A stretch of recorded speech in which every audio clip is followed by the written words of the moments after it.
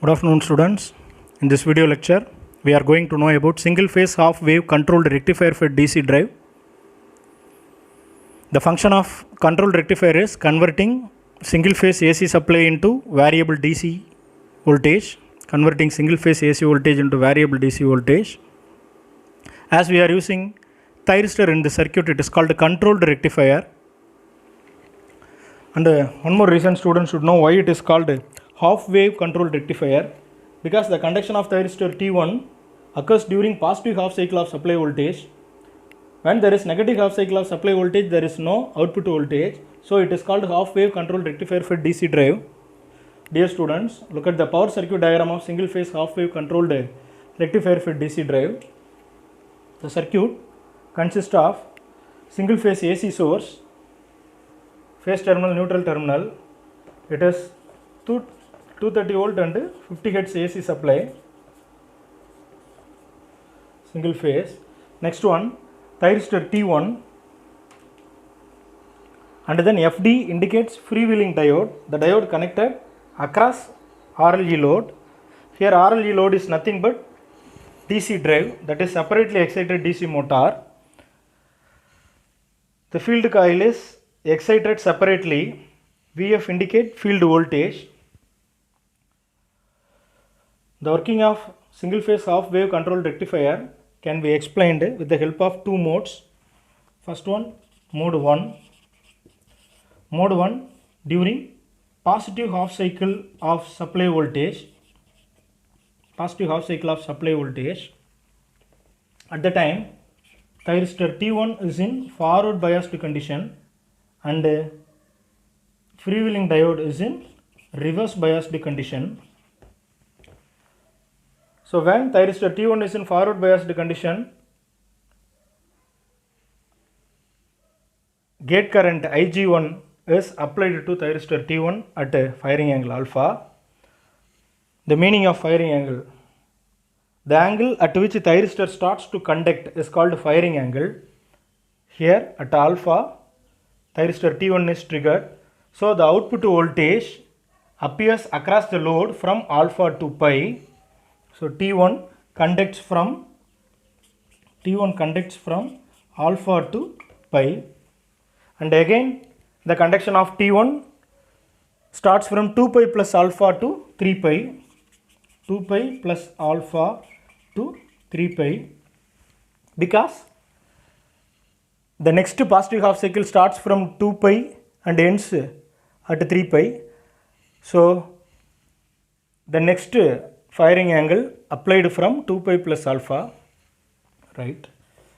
Then mode 2, it explains about negative half cycle of supply voltage.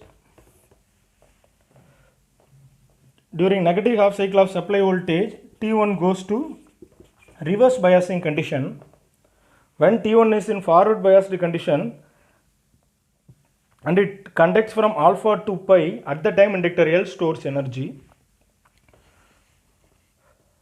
At pi, thyristor T1, the conduction of thyristor T1 ends. So the stored energy of inductor L gets released. That makes freewheeling diode into forward biasing condition. So the energy released from inductor L, that is current, load current, flowing to freewheeling diode, and again it is coming to load. So students should listen that the current flow between diode, freewheeling diode and load, it is not fed back to source.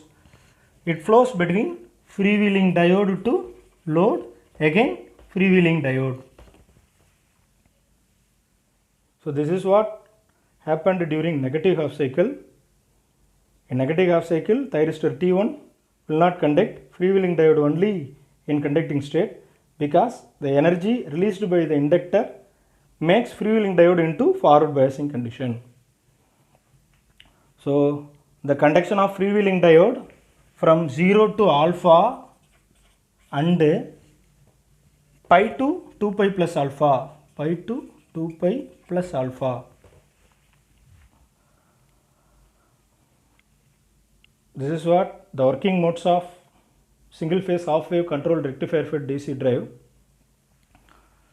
When freewheeling diode conducts at the time V out is equal to 0, but output current is available, because the function of freewheeling diode is to provide continuous output current to the load. So the continuous load current is possible in this circuit diagram. From 0 to alpha, output voltage is 0. From pi to 2 pi plus alpha, output voltage is 0.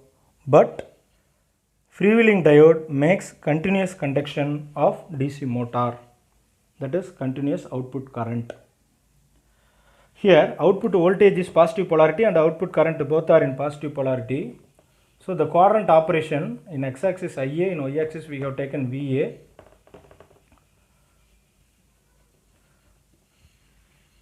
The quadrant operation appears in first quadrant, that is positive voltage, positive current. The name of first quadrant is forward motoring.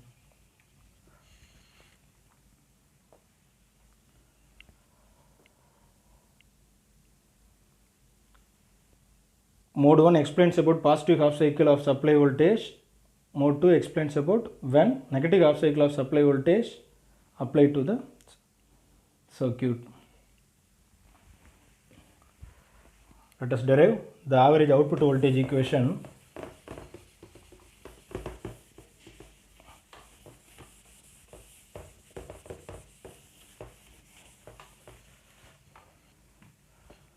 V out is equal to armature voltage in average value 1 by 2 pi integral alpha 2 pi Vs into d omega t. It is t, d omega t. Dear students, it is time period. 1 by 2 pi is time period. 2 pi indicate 360 degree. The duration of one full cycle is 360 degree. For every 360 degree, one conversion occurs. So 1 by 2 pi.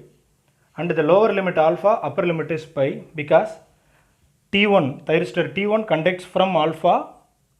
The conduction ends at pi. So lower limit alpha and the upper limit pi, so alpha to pi.